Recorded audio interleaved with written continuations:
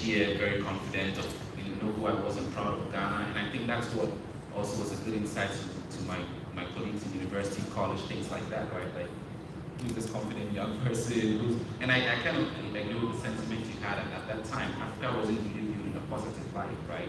Everything black or African was seen as negative, but for most of us in colleges in North America, just being part of, say, for example, an African Students Association and having events on campus to showcase Ghanaian culture, African culture, that kind of made people see that, oh, there's something beyond the images we see on TV or on the news. So that was one aspect. And then for me, just pursuing my dream of being an engineer, right, working here in North America, and then being able to go back home for a year, work at Kotoka International Airport, that was like awesome. So anytime I landed on the tower, I'm like, I worked here, I know some of the work that's going on here. So it's been a mixed, kind of like a combination of both worlds, but it's also been good to kind of live in a foreign country, see the opportunities that are available to us as young people in this 21st century. Some of the things that are capable in these environments that we can harness, develop ourselves, and then like the focus of this summit is to take back home, right? What are some of the things we're seeing here that can be easily duplicated back home? And I'm always thinking, how can we replicate this back home? So anyway, not to speak for too long. It'll come on as the discussion develops. So I moved to Canada in 2003, 23 years old, and from day one, leaving Ghana to come to Canada, I was a Pan-Africanist, wanting and looking for opportunities, how I can actually lift high the flag of Africa, and also being from Ghana was automatic. So coming into Canada, I had a lot of exposure in Ghana through my radio experience and stuff, so I was really fully aware of who I was, and I wanted to bring that influence here and make that impact, because my dad always said to me, you are light, wherever you are, you must shine. So I'm coming to Canada now, the same while shining in Ghana, I had to make sure that was happening here. So hitting the ground, my goal was to connect with people. The MC that's doing the event now, I met him the second day I came to Canada. That's almost 20 years of friendship. And we started advocating for the continent in Ghana from day one. So everybody that knows me has always been the same voice and story. Africa is a place to be. How do we get people to go back home and do more stuff? We've been faced with so many opportunities and challenges. The challenges pretty much was there was not much of people that were having the same mindset. And we wanted to have a young voice, the youth getting a voice being heard, because the generation that was here before us, older than us, they've done what they could do. But anytime I had an opportunity to serve my community, I took it up. And I'm very proud to say I work very closely with the Ghana Consulate here in Toronto and in the High Commission. So anytime there's an event or anything that's happening that is there to promote Ghana, I literally go in and see how best I can serve. So I'm actually serving my country here in Canada, and everybody is actually making steps. I want to go back home and get to the source and see what's happening. So we'll get into details on that, and hopefully we can get the youth to be empowered and know that they are the future. So my job and my goal through the music and the musicians and the platforms that I have is to give these future leaders opportunity, to get ready to take over, because we are next, right? So we have to learn everything we can, both positive, negatives, and be able to make that impact. Well said. Now, I want to get into the culture aspect of things. Even, Mami, your beautiful outfit that you have on today that's shining bright, and it's like, our culture is so rich, and sometimes we forget, and that's because we haven't done enough research, we haven't asked the right questions. Like, I remember coming back from Ghana my first time, I went to my mom and dad and said, all right, I need to know everything right now. Like, tell me about your story. How did you even get here? Like, break it down for me, because clearly we come from something that's more powerful than I even thought. Sometimes being born here, we were spoiled. Everything is just handed to you, is given to you. You go to school, call your dad and mom will just drop you, pick you up. Everything seems lovely. The church aspect as well, which I think that all of us as Ghanaians is one of our key points, that we keep God first in everything we do. And it's so important. I want to ask, what does the culture mean to you, and how have you been able to dissect the two to be able to get in your calling to do what you do? That's a great question. I would say the Ghanaian culture to me means something very unique. one thing that stands out to me besides obviously our prints is our language. Now when I came to Canada, one thing I realized was that as Ghanaians, we've done ourselves a lot of disharm, especially in Ghana. The fact that when our kids will speak Cree, we tell them no, it's vernacular, speak English. And now we have kids growing up here, unfortunately, who are Ghanaian and still cannot speak the language. And one of the key things that binds people together besides food is language. I don't need to make comparisons, but you see the Chinese, the Indians, you will see an Indian child as young as 2 years old speaking Punjabi, and you will be shocked. But the moment some kids do it in Ghana, you're spoken up against. So I would say that, empowering that language and instilling that in our children is very important, and that's one thing that has made the Kenyan culture very unique to me. And I strongly believe that we can even implement that here. I know there are a lot of organizations that are doing after school, Cree language programs and so on, and that's amazing to help to sustain our culture and to sustain the language as well.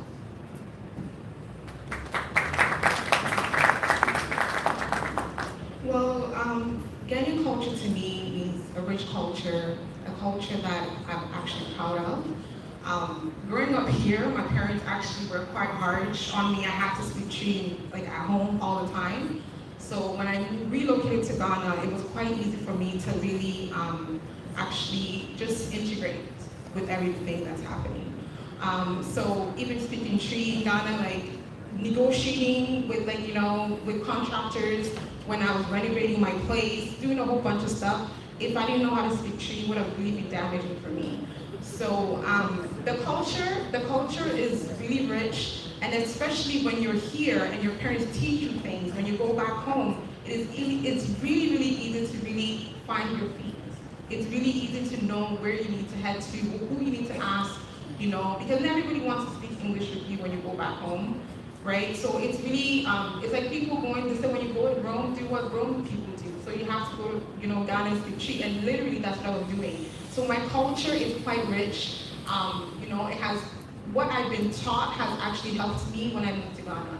And, I came back about 3 months ago and I want to go back so badly because I'm like, this place is not it for me anymore. But I'm quite proud of where I'm from and what my parents have taught me overall over the years. I agree with all the panelists have said so far.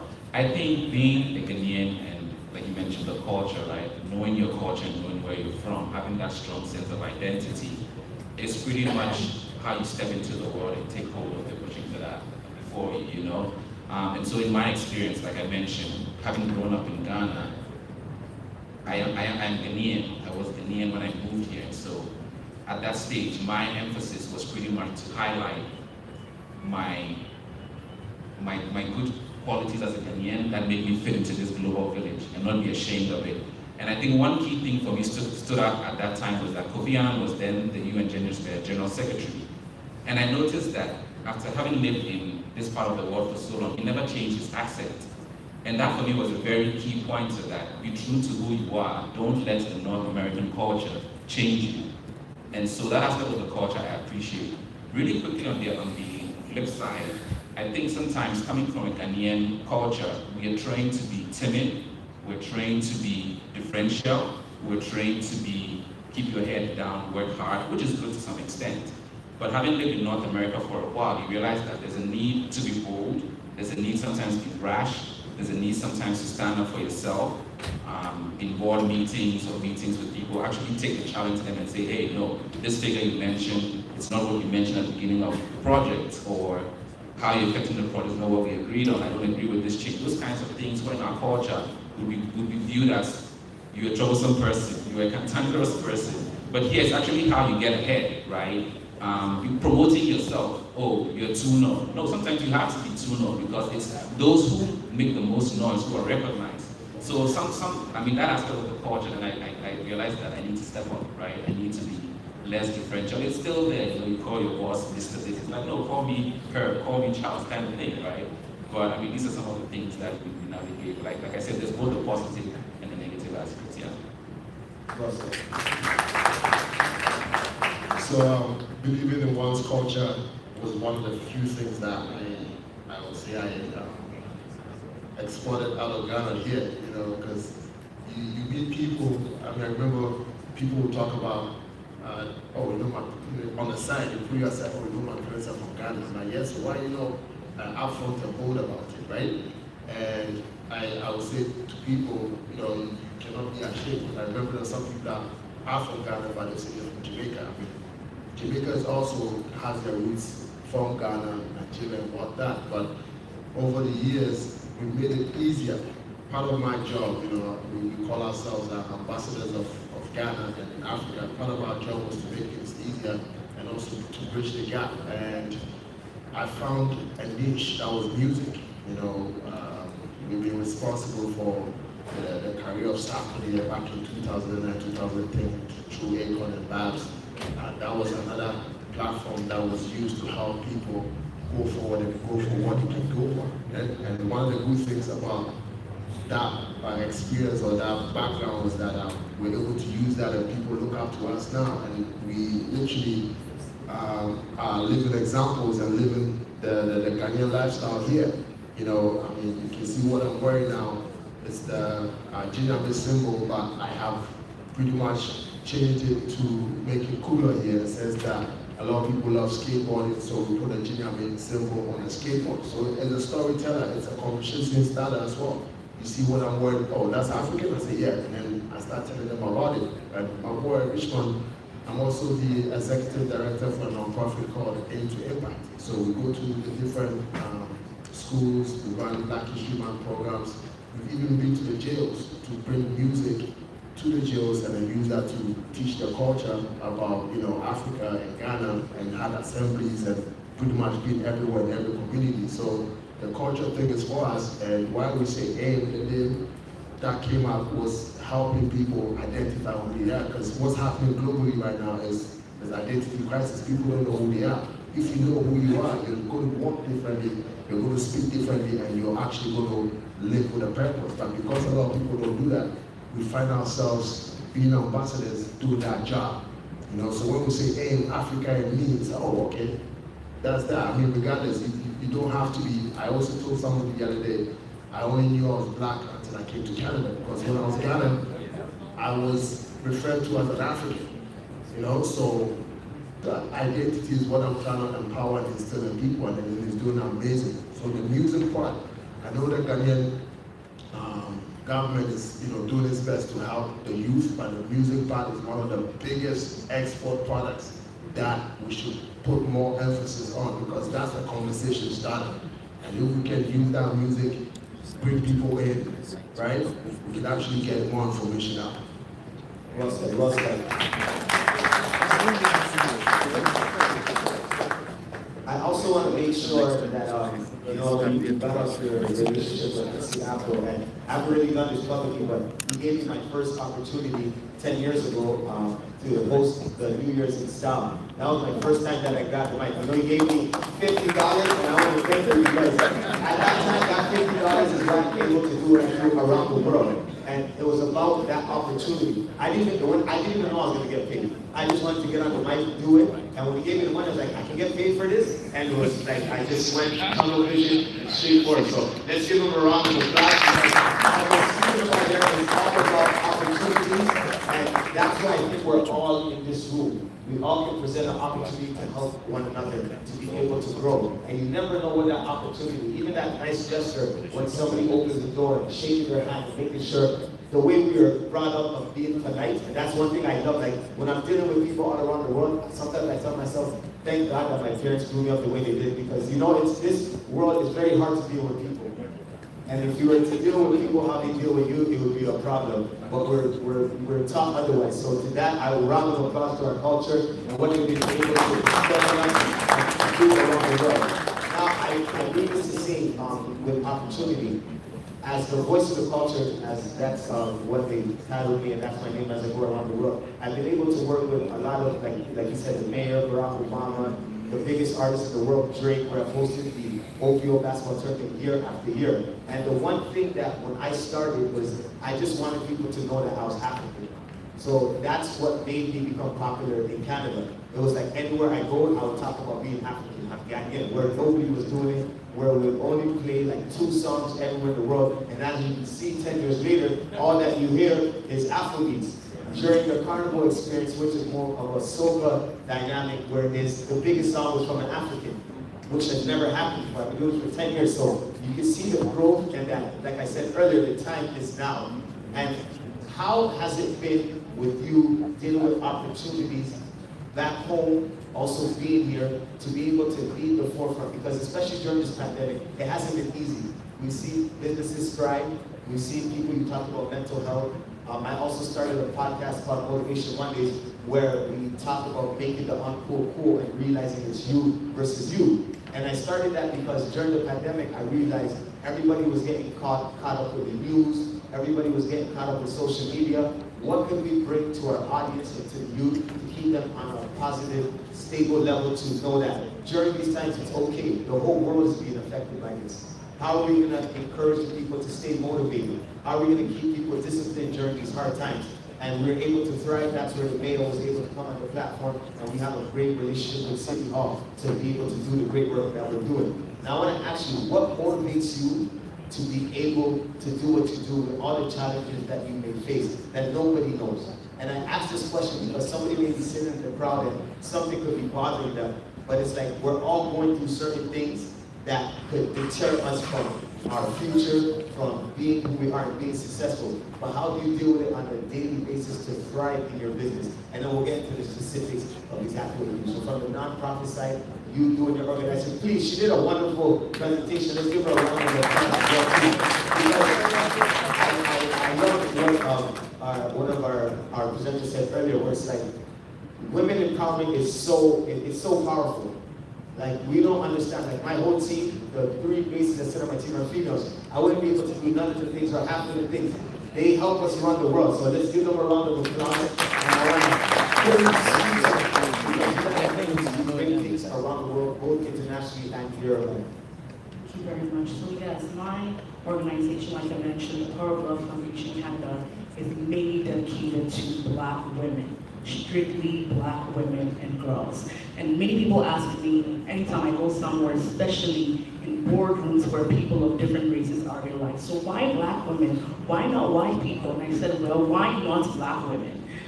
Because when you look at our society, there are so many institutions, there's so many workshops, there's so many programs that are for people outside the Black culture, except for us.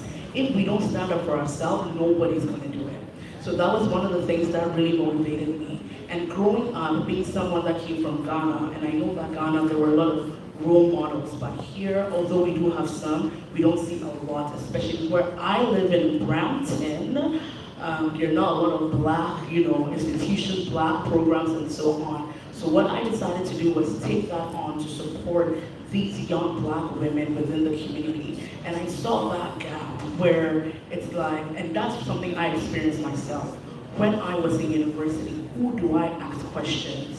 Because my parents are immigrants. You're going to work in the factory. You don't know much about the educational system, but who can I go to for them to feed me knowledge on what program I should take at university? What course should I select?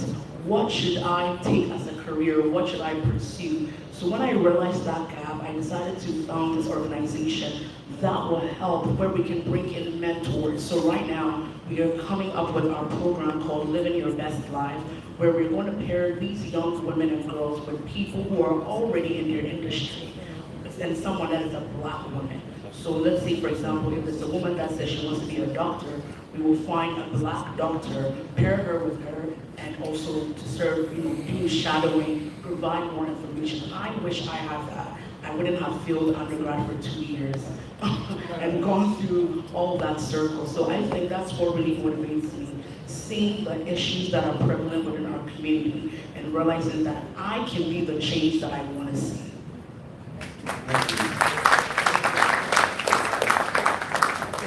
For me, a lot of people that do know me know that women advancement has always been something that I'm always after.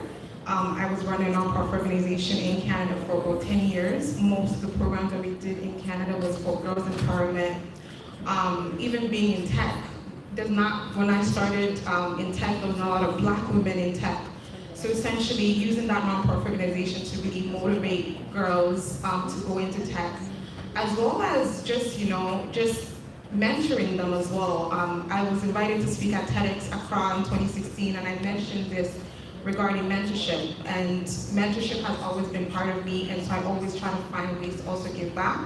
My current project right now in Ghana, 90% of our employees are women, so we make sure that we empower women through employment.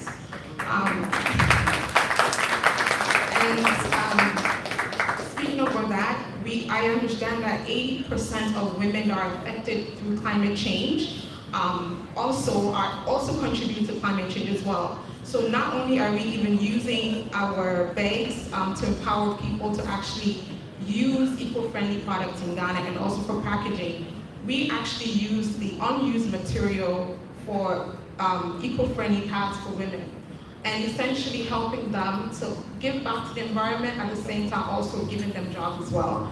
And if people also know, I also have an organization or a company called FemBnB. That is through my own personal experience that I had when I was sexually assaulted when I went to Rome 2017. I started a tech company really using AI to help women find spaces, safe spaces around the world. So everything that I do is really about women empowerment and really ensuring that women are advancing in any way, shape, or form. And so that's what really motivates me, knowing that I'm able to give back. And I feel like the more you give, the more you receive. And many people have spoken my names in rooms that I'm not in because of the work that I do.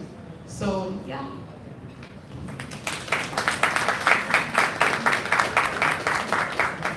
I think it's interesting you ask what keeps you motivated. I think sometimes just being from Africa or an African keeps you motivated, right? You know, there's so much to break through, or there's so much to achieve, so you have to keep going. I think more importantly is the fact that for most of us, we had mentors growing up, you know, and then now you look at yourself and you realize that, oh, I'm also in the state to be a mentor. It's like, where did time go, right?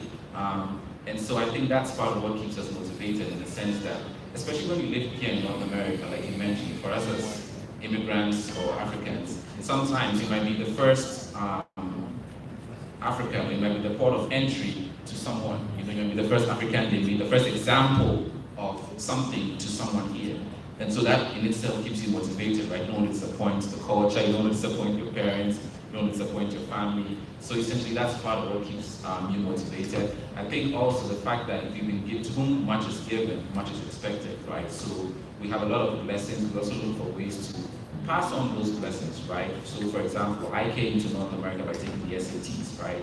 And going to college. So I look for kids who are also taking the SATs and encourage them. You can do it, you know how to structure your essays to get noticed by these colleges, to get grants to come to school, whereas sometimes coming from Ghana, financial aid is an issue. But to take advantage, like you said, there's money in the system, so how can a poor kid from Ghana come to some of these high institutions, you know? So I was very, I was very excited when Francisca Mamini, I think she's the girl from the Brilliant Science and Maths quiz, who's on a full ride to Harvard. That's uplifting, you know, things like that, that there's the young ones behind us who are being positive examples can also move the African agenda forward, things like that, right? And also, again, to keep your family and things forward.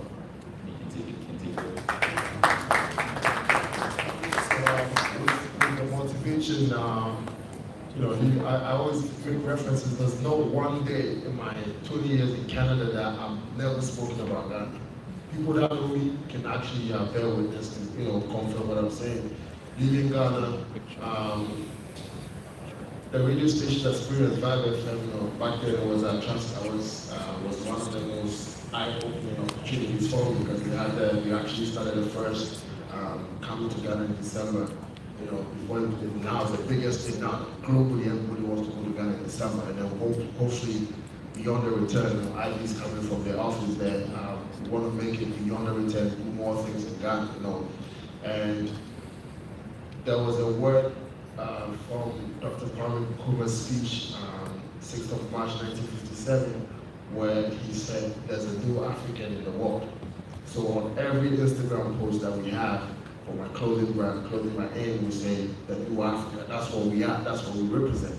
Because people's perception of Africa is, you know, flies on kids' faces and, you know, sad looking people and whatnot. So our job 24/7. That's my motivation.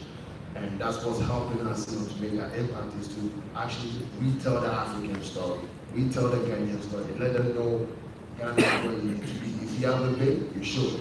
And I can't even express how grateful I am with the foundation that I had, because I was also part of the first Pan-African Youth Summit that happened in Accra in 2019, actually.